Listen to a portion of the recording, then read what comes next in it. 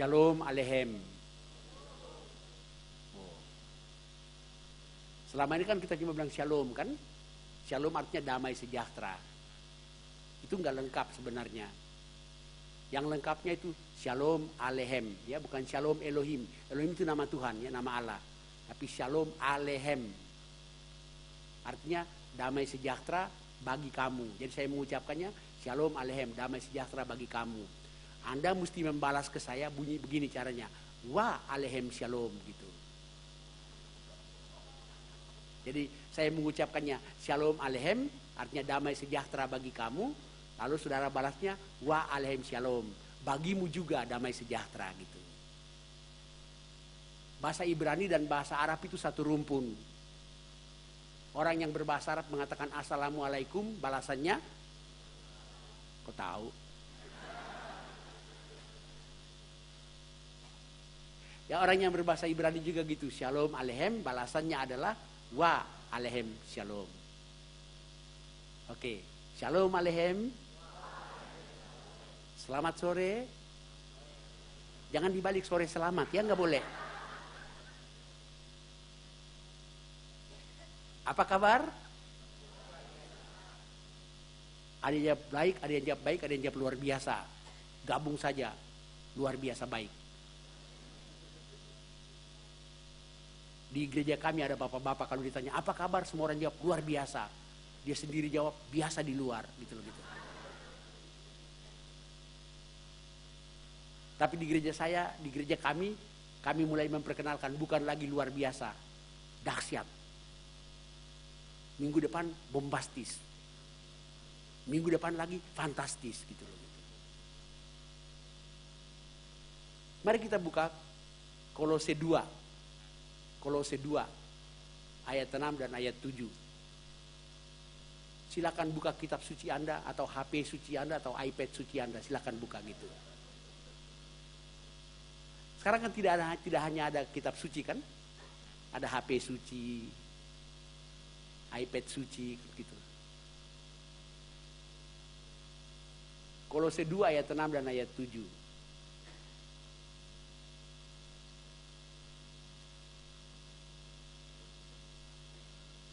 Kalau sudah dapat semua kita akan baca bersama-sama karena cuma 2 ayat. Kalau tidak bawa HP, tidak bawa Alkitab, baca di layar. Masih kurang apa lagi, semua disediakan.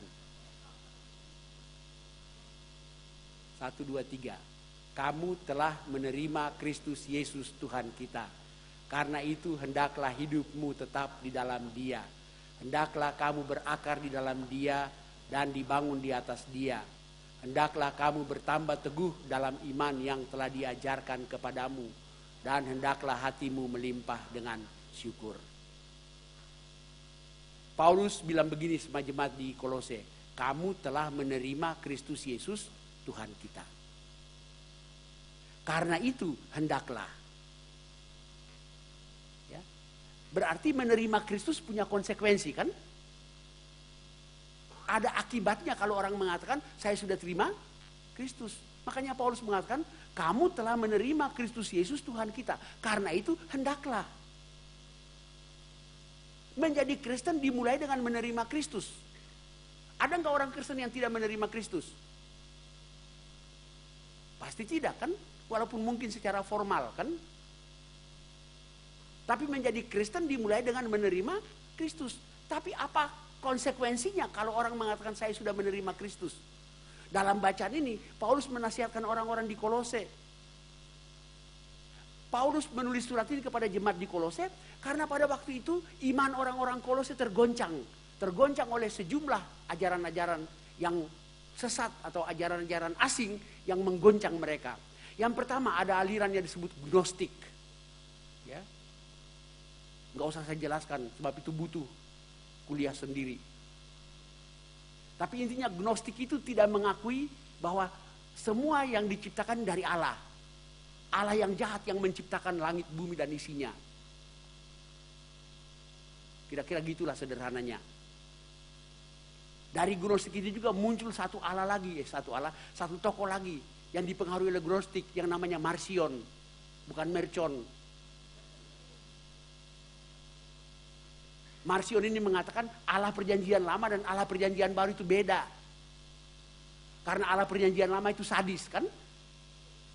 Allah perjanjian baru justru belas kasihan. Makanya dia bilang Allah perjanjian lama dan Allah perjanjian baru itu beda. Di Kolose juga ada pengaruh dari agama Yahudi. Yang mempengaruhi orang-orang Kristen Kolose yang baru terima Yesus. Keyahudian, orang Yahudi itu agama Yahudi adalah agama yang sangat nomistik, nomos hukum, yang sangat bersifat hukum. Segala sesuatu diatur hukumnya. Sebenarnya saudara-saudara kita yang sedang berlebaran juga agama yang nomistik ya. Artinya semuanya diatur secara hukum sampai titik komanya juga harus sesuai dengan aturan. Enggak usah jauh-jauh, sholat aja mesti di berapa kali mesti di apa lap muka, cuci tangan berapa kali kan kurang satu aja sholatmu nggak sah. Begitu juga di agama Yahudi. Semua bersifat hukum. Kalau kita kan enggak kan, bebas. Datang ke gereja mandi, enggak mandi terserah Anda. Enggak ada aturan bahwa ke gereja itu mesti mandinya berapa kali, enggak ada kan. Bebas saja datang. Paling orang yang duduk dekat sebelah Anda mengatakan, bawa amat ini orang, selesai kan gitu.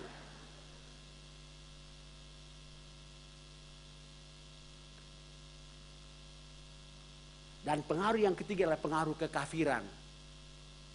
Orang-orang yang masih menyembah matahari, bulan, bintang kan, menyembah alam kan, merasa takut terhadap kuasa-kuasa alam. Jemaat Kolose sedang menghadapi itu. Kalau orang baru jadi Kristen lalu menghadapi hal-hal seperti itu, imannya gampang goyah kan? Karena itu Paulus menulis surat kepada jemaat di Kolose itu. Paulus itu menyebut dirinya seorang penginjil. Rasul, bahasa Arabnya rasul. Bahasa Yunaninya apostolos. Bahasa Indonesianya utusan. Kalau diutuskan keluar kan? Jadi Paulus itu menyebut dirinya seorang penginjil, bukan gembala sidang. Apa beda gembala sidang dengan penginjil? Ayo.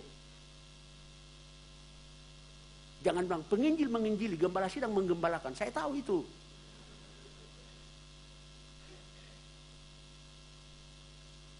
Penginjil itu memberitakan Injil kepada orang yang belum mendengar Injil kan? Ketika mereka menerima Kristus, mereka menjadi orang Kristen, menjadi anggota sidang, jemaat. Dan digembalakan oleh gembala sidang. Ilustrasinya begini, penginjil itu tugasnya nangkap domba liar, kasih masuk dalam kandang. Gembala sidang menggembalakan domba liar itu biar makin liar,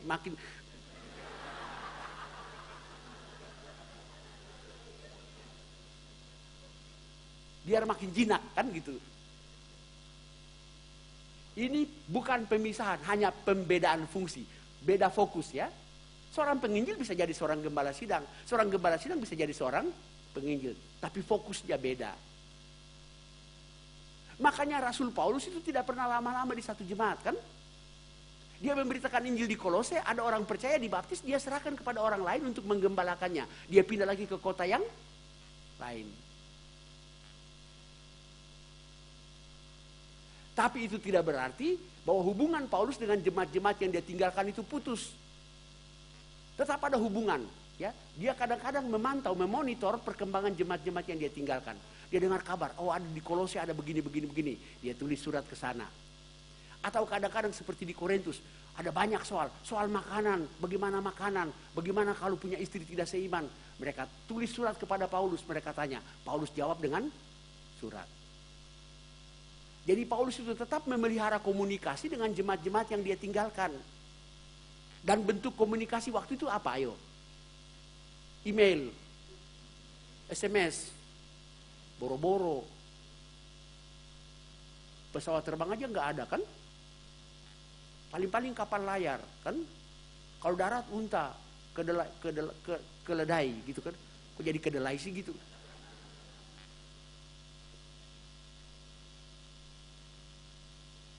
Karena itu satu-satunya cara untuk berkomunikasi dengan jemaat adalah surat. Itulah sebabnya perjanjian baru kita, kitab suci perjanjian baru kita penuh dengan surat-surat Paulus. Tahu nggak perjanjian baru kita terdiri dari berapa kitab dan berapa surat? Atau semuanya totalnya perjanjian baru? Berapa? Iya, kalau pertanyaan pertama yang tidak bisa dijawab, bagaimana pertanyaan kedua?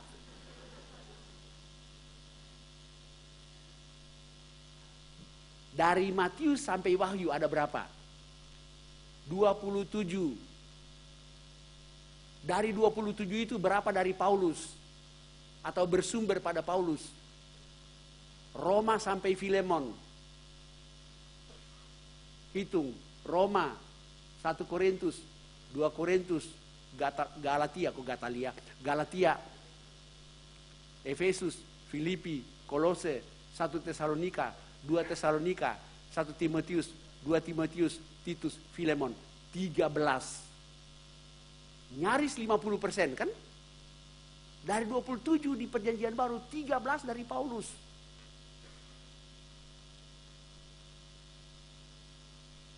Dan salah satu diantaranya adalah surat kepada jemaat di Kolose. Nah, supaya orang Kristen di Kolose itu imannya teguh, dia bilang begini, kamu telah menerima Kristus Yesus Tuhan kita. Karena itu, hendaklah. Coba saudara hitung dalam 2 ayat tadi, berapa kali terdapat kata hendaklah? Coba periksa. Lihat di Alkitab, jangan lihat saya. Berapa kali terdapat kata hendaklah di 2 ayat yang kita baca tadi? 4 kan? Karena itu hendaklah hidupmu tetap di dalam Dia. Hendaklah kamu berakar dan dibangun di atas Dia. Hendaklah kamu bertambah teguh dalam iman yang telah diajarkan kepadamu. Dan hendaklah hatimu melimpah dengan syukur. 4 kali hendaklah. Berarti setiap orang yang mengatakan saya sudah terima Yesus, minimal harus terjadi 4 hal dalam hidupnya. Dia harus mengalami 4 hal dalam hidupnya. Dan mari kita lihat satu demi satu. Yang pertama, hendaklah hidupmu tetap di dalam Dia. Menerima Kristus berarti hidup kita tetap di dalam Kristus. Padahal coba saudara memahami arti kata menerima. Logika dari kata menerima. Kalau orang memberi saya sesuatu, saya terima sesuatu itu kan? Saya terima kan? Maka sesuatu yang saya terima itu saya kuasai kan? Kalau ibu kasih saya duit, belum pernah sih. Ya. Tapi kalau ibu kasih saya duit, saya terima duit itu kan? Duit itu masuk ke kantong saya kan? Berarti saya menguasai uang itu. Maka kalimat berikut harusnya bunyinya bagaimana? Hendaklah duit itu tetap dalam kantongmu kan? Jadi seharusnya Paulus bilang begini, kamu telah menerima Kristus Yesus Tuhan kita. Karena itu hendaklah Kristus tetap dalam kamu kan? Secara logika kan mesti begitu. Tapi justru tidak. Kamu telah menerima Kristus Yesus Tuhan kita. Karena itu bukan Kristus yang harus tetap dalam kamu, tapi kamu yang harus tetap dalam Kristus. Itu berarti menerima Kristus tidak sama dengan menerima sebuah benda. Kalau saya menerima sebuah benda, saya kuasai benda itu. Benda itu tidak akan keluar kalau saya tidak kasih keluar. Beda dengan menerima Kristus. Jangan saudara bilang, saya sudah terima Kristus. Kristus tinggallah di hati saya. Jangan keluar-keluar kalau saya nggak suruh. Kristus bebas untuk tinggal dalam hatimu dan bebas untuk tidak tinggal kan? Karena itu menerima Kristus menurut surat Paulus yang lain di Galatia, ya, selalu jadi Gatalia sih. Ya. Hasil dari menerima Kristus adalah aku di dalam Dia dan Dia di dalam aku. Jadi hasil dari menerima Kristus adalah kita ada di dalam Dia dan Dia ada di dalam kita. Itu baru benar. Coba ambil batu kali, tahu batu kali? Masukkan dalam air di bak mandi. Tanya jawab ya. Batu ada dalam air, betul? Air ada dalam batu? Tidak ada. Banyak orang Kristen kelihatannya seperti ada di dalam Tuhan kan? Tapi nilai-nilai Tuhan itu tidak ada dalam dirinya. Maka dia itu seperti batu dalam air. Tapi air tidak di dalam batu. Maaf, Ada orang sedikit-sedikit haleluya kan. Kecopetan pun haleluya. Sampai di rumah piring saya lusin pecah, halilintar kan gitu.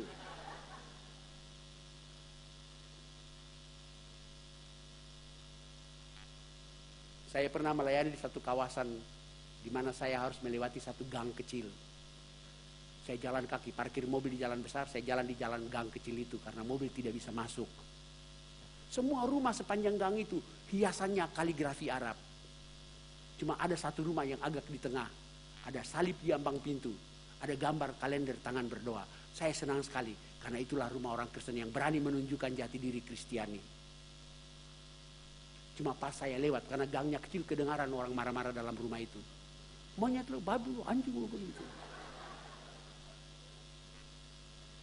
Baru saya sadar itu bukan rumah orang Kristen tapi kandang hewan.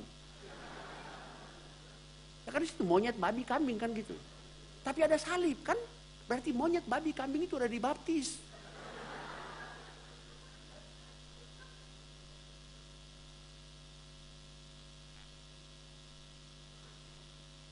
Jadi janganlah seperti batu dalam air, tapi air tidak ada dalam batu. Sekarang buanglah batu itu, ambillah segenggam kapas, masukkan dalam air itu.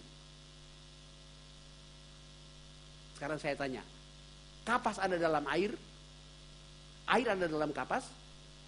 Nah, mestinya begitu. Kita terima Kristus seperti itu. Kita ada dalam Kristus, tapi Kristus juga ada di dalam kita. Dan kalau itu terjadi seperti kapas itu kan, kalau seluruh molekul kapas itu dan pori-pori kapas itu sudah dipenuhi oleh air, maka dari jauh kapas itu hampir tidak kelihatan kan? Itu yang Paulus katakan, hidupku ini bukannya aku lagi kan, tapi Kristus yang hidup dalam aku. Bukan lagi kapas, tapi air yang ada di dalam kapas. Ngerti gak sih? Kayak bengong-bengong gitu. Kalau ngerti itu ngangguk loh. Jadi semangat gitu. Cuma hati-hati, ada dua macam anggukan. Masih ingat nggak? Anggukan pertama itu turun naik sama mantapnya. Itu semangat pengkhotbah bertambah. Anggukan model kedua adalah turunnya pelan-pelan, naiknya kaget.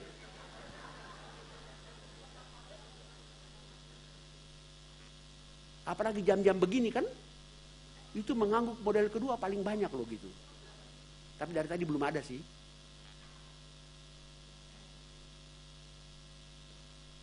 Nah, tapi pertanyaannya berikut, belum selesai. Mana yang benar? Kapas masuk ke air, sehingga air masuk ke kapas. Ataukah B, air masuk ke kapas, sehingga kapas masuk ke air. Jangan jawab cepat, saya ulangi pelan-pelan ya. A, kapas masuk ke air sehingga air masuk ke kapas. Atau B, air masuk ke kapas sehingga kapas masuk ke air. A, betul A. Jadi kapas kita lemparkan ke dalam air kan, baru air masuk ke kapas. Atau dengan kata lain, air lebih dulu menerima kapas, baru kapas menerima air. Itu yang Tuhan katakan, bukan kamu yang memilih aku kan? Aku bukan aku ini ya.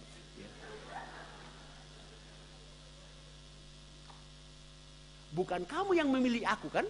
Tapi aku yang memilih kamu. Artinya Kristus lebih dulu menerima kita, baru kita terima dia. Nah, supaya Kristus tetap ada dalam kita, hendaklah, belum nangkap juga. Saya ulangi.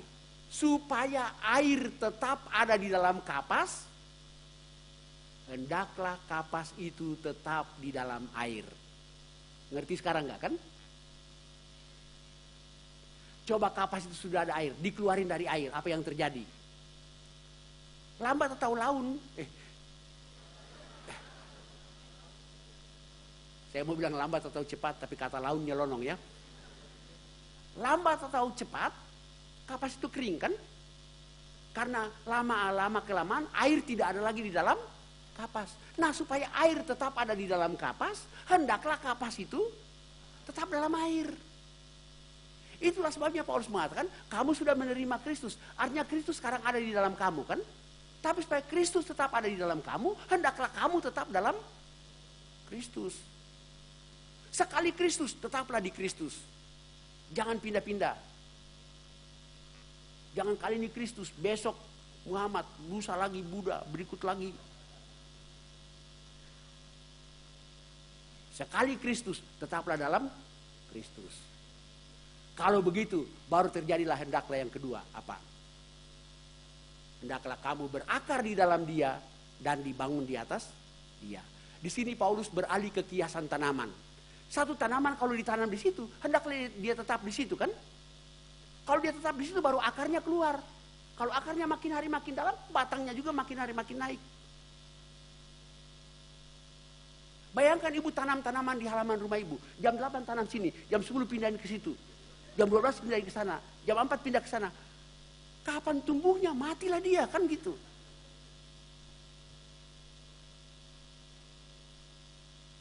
Supaya dia bisa berakar dan bertumbuh, dia mesti tetap, kan? Jadi, kalau kita tetap dalam Kristus, baru kita bertumbuh. Orang Kristen itu bertumbuhnya berapa arah? Menurut kiasan tadi, 2 kan? Akarnya makin hari makin ke dalam kan? Batangnya makin hari makin naik. Jadi orang Kristen itu bertumbuhnya 2 arah. Yang ke bawah itu apa? Ya akar, saya tahu akar. Maksud saya apa gitu? Iman kan? Keyakinan, kepercayaan kita, cinta kasih kita. Tidak kelihatan kan? Tapi makin hari makin mengunjam dalam. Pada saat yang sama, batangnya makin hari makin tinggi. Apakah itu? Ini dari tadi saya tanya sendiri, saya jawab sendiri ya gitu. Memang sih dalam ilmu berkhotbah ada metode namanya metode tanya jawab ya. Si pengkhotbah tanya sendiri, dia jawab sendiri. Sampai dia capek sendiri. Akar itu adalah iman kita, keyakinan kita. Makin hari makin kuat. Pada saat yang sama, pelayanan kita, partisipasi kita, moralitas kita, makin hari makin bertumbuh dan makin hari makin berkembang. Kegiatan kita, kerajinan kita juga makin hari makin banyak. Itu bertumbuh 2 arah. Iman kita makin hari makin dalam. Tapi pelayanan kita, kehidupan moral etika kita, makin hari juga makin baik. Kalau bertumbuh 1 arah saja, bahaya kan? Bayangkan kalau pohon rimbun di atas tapi akarnya pendek. Gak usah angin tofan. Angin sepoi-sepoi saja, rubuh dia. Saya pernah pakai khotbah ini buat anak-anak muda di gereja kami. Banyak anak muda rimbun di atas tapi akarnya tidak dalam. Giat di gereja, vokal grup ikut, Bible camp ikut, retreat ikut, panitia ini ikut, panitia itu ikut, tapi motifnya dangkal, lagi naksir doi gitu. Begitu doinya dibawa orang lain, hilang juga dia kan gitu. Itu berarti rimbun di atas tapi akarnya tidak mendalam. Sebaliknya, ada pohon yang akarnya sudah dalam, keras, kuat, tapi batangnya tetap pendek. Dahannya tetap 2, rantingnya tetap 3, daunnya tetap 5. Bonsai.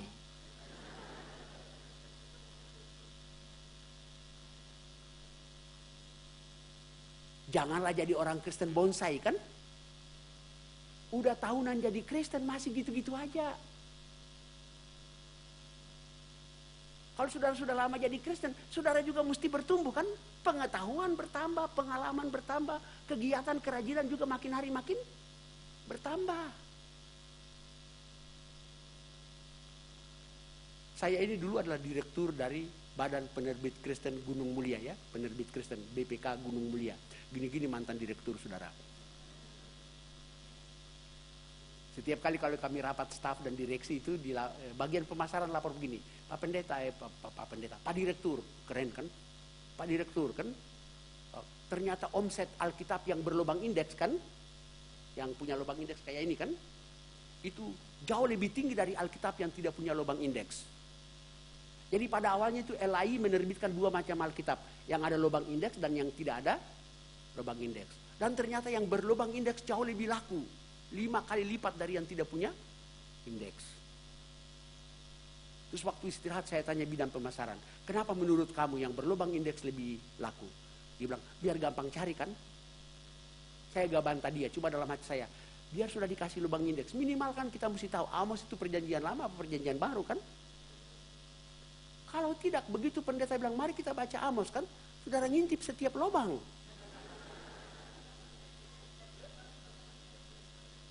Dan lampu buram pula kan gitu. Dan jangan lupa di indeks ini Amsal dan Amos mirip. Amsal itu Ams, Amos itu Am. Dan di indeks Amsal duluan kan.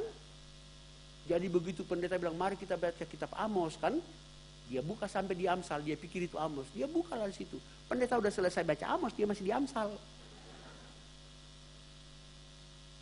Itu wajar kalau orang baru Kristen kan. Belum lagi yang lebih sulit. Bagaimana kalau orang tanya, bagi saudara, Tritunggal itu apa? Harus bisa jawab kan?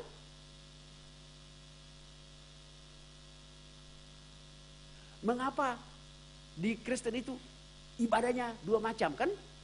Satu pakai band meriah, ya. Satu lagi tenang-tenang menghanyutkan. Ayo. Kenapa baptisannya 2 macam kan? Ada yang selam, ada yang, ya istilah percik sebenarnya nggak pas ya. Gereja saya membaptis percik, tapi bukan percik ya. Percik kan gini kan, pret kan gitu. Itu baptis ke pret namanya gitu. Dalam nama Bapa pret, Anak pret, Roh Kudus pret. Itu yang bahasa bukan cuma anaknya kan. Opung-opungnya di belakang ikut bahasa semua gitu. Sebenarnya kata yang asli itu siram ya, menimba air dengan tangan, menyiramkannya di kepala gitu. Tapi saya tidak memasuki polemik tentang baptis 2 macam baptis itu. Saya cuma mengatakan, Anda bisa jawab nggak kalau ditanya? Harus bisa kan? Pengetahuan bertambah, pengalaman bertambah, gaya hidup juga, gaya hidup Kristiani harus makin tambah. Itu baru namanya bertumbuh 2 arah kan?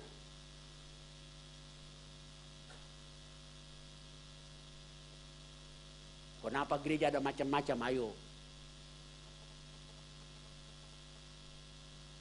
Coba sudah lihat aliran Kristen aja macam-macam kan? Apakah itu salah? Kalau orang tanya, kenapa Kristen ini macam-macam? Gue mau masuk yang ini bingung kan? Saudara harus bisa jelaskan. Nah, saya baru dengar tadi di sini ada UDB kan? UDB, tahu UDB? Enggak tahu juga. UDB itu apa? Umat dewasa dan berbuah gitu. Ada pembinaan di sini untuk mendewasakan umat, membuat warga ini bertumbuh. Ya, mendahului yang baca warta kan? Sudah dibuka hari ini. Saya nguping tadi waktu kebaktian pertama gitu. Jadi kita mesti bertumbuh ke bawah. Artinya keyakinannya makin kuat, tidak tergoyahkan kan? Tapi juga apa? Partisipasi kita, gaya hidup kita, moralitas kita juga harus makin hari makin sesuai dengan kehendak Kristus. Kalau itu terjadi, barulah terjadi hendaklah yang ketiga kan? Apa hendaklah yang ketiga? Hendaklah kamu bertambah teguh dalam iman yang telah diajarkan kepadamu. Hasil dari bertumbuh ke bawah dan bertumbuh ke atas ialah teguh kan? Kalau akarnya sudah kuat di dalam tanah, batangnya keras, dia kuat dan teguh. Datang angin tofan, paling-paling patah dahan, patah ranting, gugur daun, rubuh tidak. Artinya kalau saudara bertumbuh 2 arah, akar iman saudara makin kuat, batang pelayanan saudara juga makin kuat, maka saudara tidak bebas dari kesulitan. Sewaktu-waktu kita tidak bebas dari masalah, dari bencana. Tapi itu tidak membuat kita rubuh. Maksudnya orang Kristen yang beriman dan sungguh-sungguh itu tidak bebas dari berbagai problem. Tapi problem itu tidak membuat dia rubuh. Karena apa? Karena akarnya sudah dalam, batangnya sudah keras.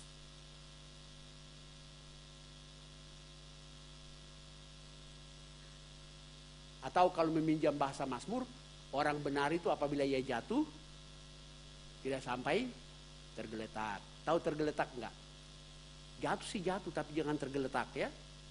Jatuh tersungkur, bangun lagi, maju lagi gitu. Jangan tergeletak. Tahu tergeletak? Saya berasal dari satu pulau kecil di Maluku Tenggara. Kalau ditanya saya orang Ambon, Ambon sih tapi bukan Ambon kotanya. Kalau dulu saya pulang ke kampung saya libur itu naik pesawat sampai di Ambon. Dari Ambon naik kapal laut 6 hari baru tiba di pulau dari mana saya berasal. Pulau dari mana saya berasal itu lebih dekat ke Darwin di Australia ketimbang ke kota Ambon. Makanya waktu saya kuliah di STT Jakarta ada yang nanya, kamu dari Ambon mana? Saya ceritain gitu. Pulau dari mana saya berasal itu lebih dekat ke Darwin di Australia ketimbang ke kota Ambon. Ada teman orang Batak nyeletuk gini, pantas saja kau mirip aborigin. Katanya gitu loh gitu.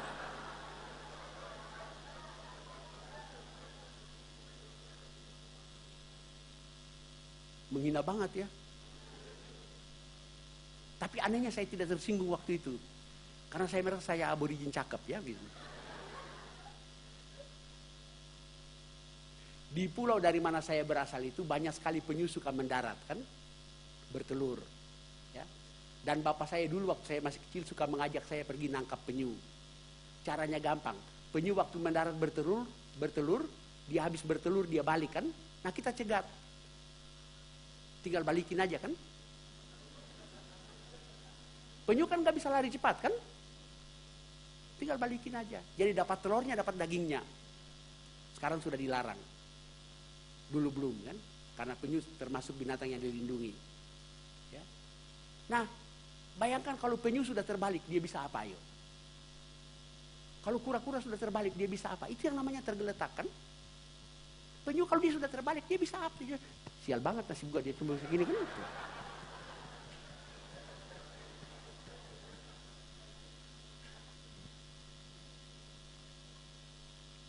Itu tergeletak. Kita tidak. Jatuh sih jatuh tapi bangun lagi. Ya. Tidak bebas dari masalah. Tapi masalah tidak merubuhkan kita. Karena sekali lagi akarnya sudah kuat. Batangnya sudah keras, kuat. Kalau hendaklah yang ketiga itu terjadi. Baru menyusullah hendaklah yang keempat. Apakah itu? Hendaklah hatimu melimpah dengan syukur. Jadi semua yang kita buat itu adalah syukur kita di hadapan Tuhan. Itu bedanya mau etika keselamatan dalam Kristen dan etika keselamatan dalam agama lain. Agama lain itu orang berbuat baik supaya masuk surga kan. Kita berbuat baik karena kita lebih dulu sudah diselamatkan. Kita diselamatkan semata-mata oleh anugerah kan. Tapi kalau kita sudah menerima keselamatan itu, kita bersyukur. Karena itu apapun yang orang Kristen buat terhadap Tuhan dan terhadap sesama manusia, itu adalah syukur.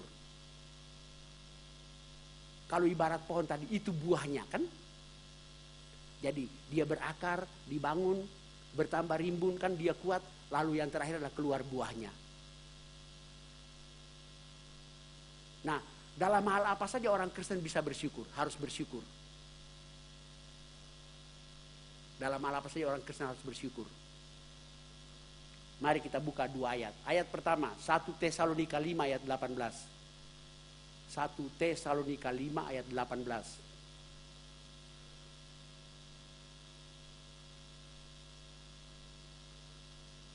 1 Tesalonika 5 ayat 18. Ya, baca di layar ayat 18.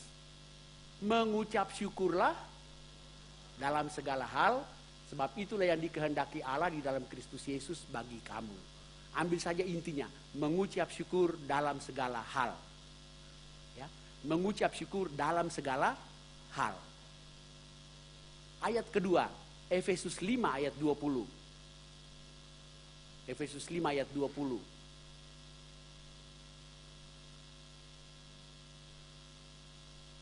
Kita semua nunggu di layar. Efesus 5 ayat 20. Jangan-jangan nggak muncul ya. tidak muncul ya. Baca sendiri. Efesus 5 ayat 20. Ucaplah syukur senantiasa atas segala sesuatu. Coba ambil intinya. Mengucap syukur atas segala sesuatu. Jadi ada dua kalimat kan. Mengucap syukur dalam segala hal. Dan mengucap syukur atas segala sesuatu. Sama enggak?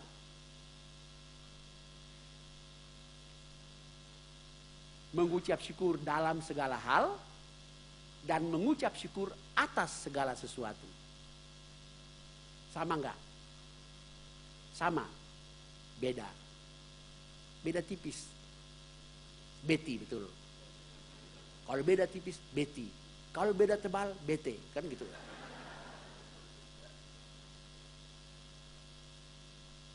Mengucap syukur dalam segala hal. Hal susah, hal senang, hal sakit, hal sehat. Mengucap syukur. Itu keadaan ya, situasi. Dalam situasi apapun kita harus belajar bersyukur. Tapi mengucap syukur atas segala sesuatu. Sesuatu. Sesuatu kan? Artinya apa? Mengucap syukur atas sesuatu. Benda misalnya kan? Atas aqua. Mengucap syukur kan? Atas Coca-Cola apalagi kan? Tapi biasanya atas aqua kita tidak bersyukur. Langsung glok kan gitu. Atas Coca-Cola baru tunduk berdoa. Dapat singkong, mestinya atas singkong bersyukur kan? Atas pizza apalagi kan? Dapat 1.000, mestinya bersyukur kan? 1.000.000 apalagi. Tapi dalam kenyataannya tidak kan? Dalam dapat 1.000 muka kita cemberut kan? 1.000.000 baru haleluya kan? Dapat singkong langsung kan? Kalau pizza baru tunduk kepala berdoa. Saya pernah makan siang dengan pastor di satu restoran. Terus kami berdoa kan? Saya cuma tunduk sebentar, angkat kepala lagi. Romo bikin tanda salib kan? Sementara makan Romo bilang gini, orang Kristen kalau berdoa di muka umum enak banget ya. Cuma tunduk sebentar lalu angkat kepala lagi. Saya bilang bergantung lapar kenyangnya Pak. Kalau nggak lapar-lapar banget, nunduknya lama kan? Gitu. Kalau lapar banget, gitu. Tunduk sebentar, angkat muka lagi kan gitu. Saya bilang begitu sama Romo. Romo bilang, kalau tunduk sebentar, angkat muka lagi, itu bukan berdoa para Prab, itu cium bau nasi.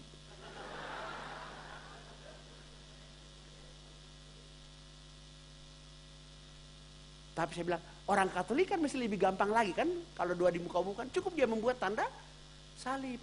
Romonya bilang, tapi ada orang Katolik juga malu bikin tanda salib di muka orang, di muka umum kan. Kalau begitu dia bikin apa? Ya gini aja gitu.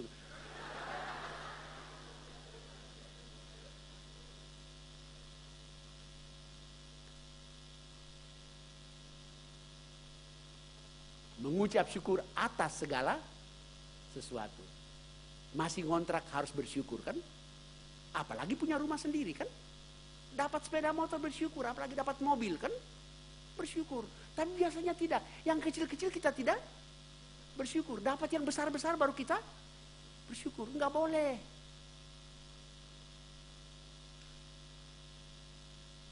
Di kampung saya yang semuanya mirip aborigin tadi itu,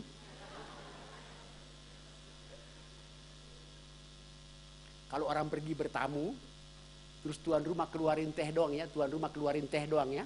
Tuan rumah bilang begini, maaf ya Pak, maaf ya Bu, ini teh berani. Tehnya berani. Artinya tehnya itu berani keluar sendiri menghadapi tamu. Kalau tehnya tidak berani, dia penakut, dia ajak temannya, pisang goreng, roti, itu.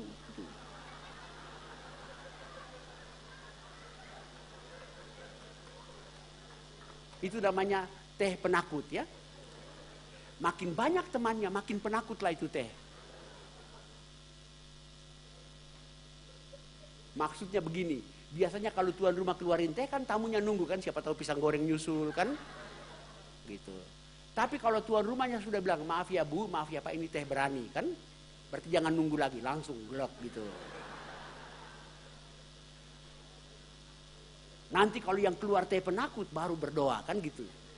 Enggak, teh doang sekalipun harus bersyukur. Jadi GBI Nafiri Alam menyediakan bagi saya Aqua Berani.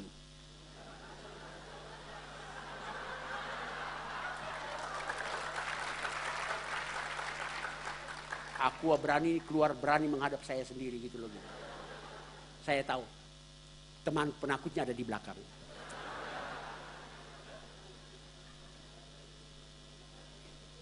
Sekalipun cuma teh doang kita mesti bersyukur. Apalagi ada pisang goreng, kan?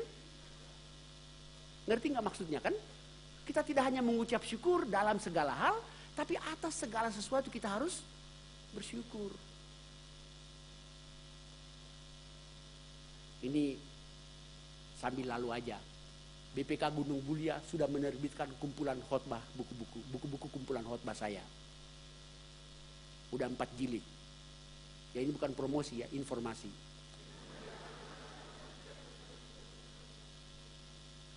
BPK Gunung Mulia yang menerbitkan khotbah-khotbah saya dalam buku itu memberi judul Kumpulan Khotbah Jenaka. Jadi yang jenaka itu ilustrasi-ilustrasinya ya. Jadi saya pakai ilustrasi-ilustrasi yang jenaka. Makanya dikatakan kumpulan khotbah jenaka.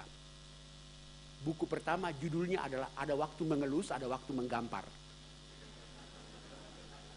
Jadi ada waktu mengelus-elus, ada waktu menggampar. Itu saya adopsi dari pengkhotbah, kan. Ada waktu lahir, ada waktu mati, ada waktu tertawa, ada waktu menangis, kan. Gitu. Itu buku pertama. Buku kedua judulnya adalah Kalau Tuhan Sudah Tahu Ngapain Minta. Ya, kita seringkali sudah minta banyak-banyak dalam doa, kan. Baru kita tutup dengan kalimat, banyak lagi yang kami mau minta ya Tuhan, tapi Engkau sudah tahu, kan gitu. Kalau mau pakai kalimat begitu kan dari awal aja, kan. Bapa kami yang di surga, Engkau sudah tahu, amin. Kita pulang cepat, kan.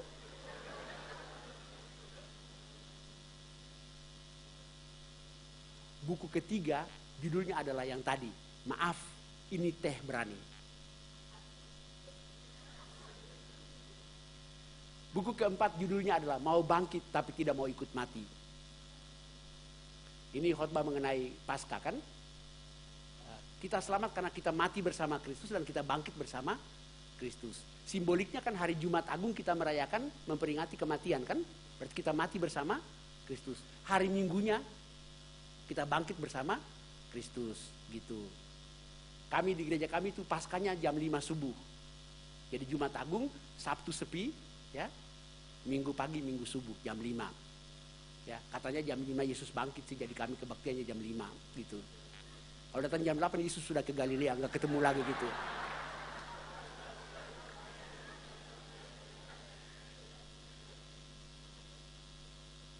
Jadi beberapa tahun yang lalu di gereja kami waktu Jumat Agung, kan, itu yang datang lebih banyak dari yang biasanya.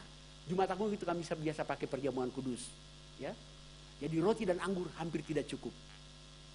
Roti dipotong lagi jadi 2, anggur disiram setengah-setengah sloki.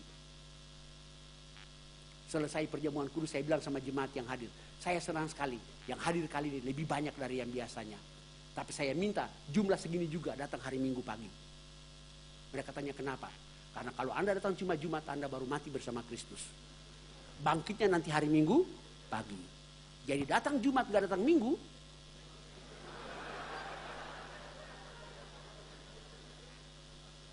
berarti mati tapi tidak bangkit. Tahu nggak? Takut semua. Ternyata yang datang hari Minggu pagi lebih banyak lagi dari datang hari Jumat, kan? Terus saya tanya, kenapa yang datang hari Minggu lebih banyak dari Jumat, kan? Berarti ada yang mau bangkit tapi tidak mau mati, kan gitu. Itulah judul buku yang keempat. Hanya informasi. Tapi supaya lengkap, buku pertama harganya 35.000.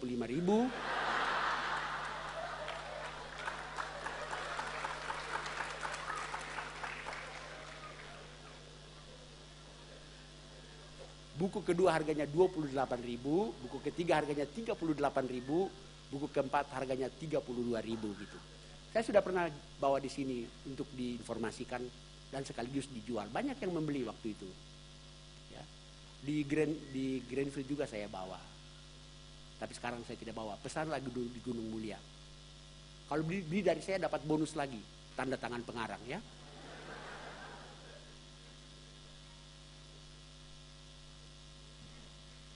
Jadi menerima Kristus punya konsekuensi kan? Satu, tetap di dalam Dia. Jangan pindah-pindah. Kedua, berakar di dalam Dia dan dibangun di atas Dia. Ketiga, bertambah teguh. Keempat, mengucap syukur dalam segala hal. Dan mengucap syukur atas segala sesuatu. Mengapa saya pilih khotbah ini? Karena kita hidup sebagai tanda petik minoritas di tengah-tengah mayoritas kan. Di mana kita mudah sekali digoda untuk bergeser kan. Coba bayangkan selama bulan Ramadan kan. Semua TV jadi TV Islam kan. Semua sinetron bernuansa Islam semua. Bukankah itu sedikit atau banyak ya? Seolah-olah kita dikepung kan. Saya dulu pendeta di Ternate, Maluku Utara. Ya.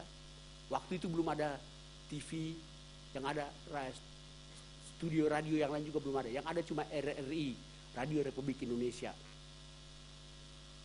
Tahun 70-an. Kebetulan pada waktu itu kepala studio RRI-nya adalah orang Kristen.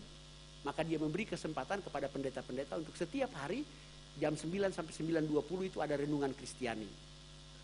Jadi pagi-pagi sudah tentu mereka kan azan subuh kan, terus kuliah subuh, baru warta berita dan seterusnya. Baru jam 9 sekian orang Kristen boleh menyampaikan renungan. Ada seorang bapak haji dari pulau seberang datang ke Ternate mau beli radio. Tawar-menawar, harganya cocok. Oke deh saya bayar, tapi tes dulu. Coba setel dulu, ada bunyinya enggak. Begitu di setel bunyinya siaran Kristen kan. Dia bilang, Pak saya nggak jadi beli ini radio. Kenapa? Ini radio Kristen gitu.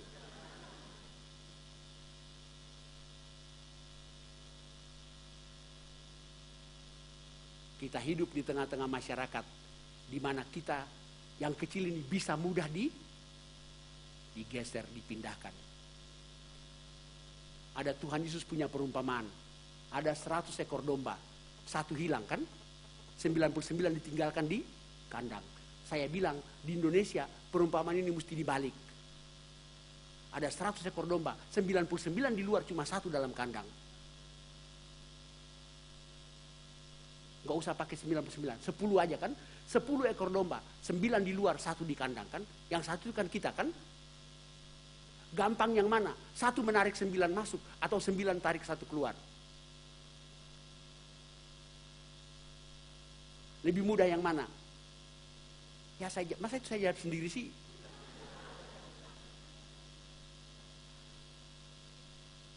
Lebih mudah 9 tarik satu keluar. Tapi supaya satu ini tidak ditarik keluar, dia mesti kuat. Untuk bertahan agar kita tidak hanyut saja sudah susah kan? Bagaimana kita mau memenangkan 9 masukin dalam kandang? Itu jauh lebih berat kan? Untuk bertahan saja kan? Itu sudah butuh kekuatan yang luar biasa. Untuk tidak mudah ditarik kan? Bagaimana bisa tarik 9 masuk?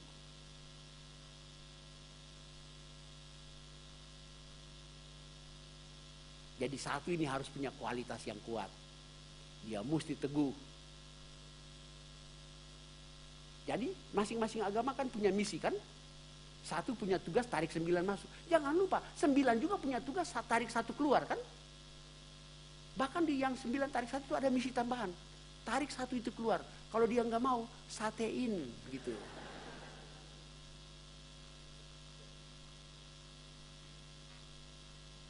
Kita kan lemah lembut kan? Tapi untuk itu supaya kita tidak mudah bergeser kan?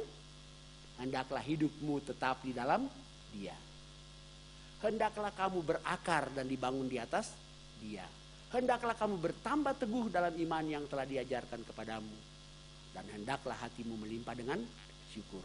Syukur dalam segala hal. Dan syukur atas segala sesuatu. Amin. Dan jalan-jalan hidupku kau bangun, betapa dahsyat perbuatanmu di dalam hidupku. Ku hidup oleh taat dan percaya,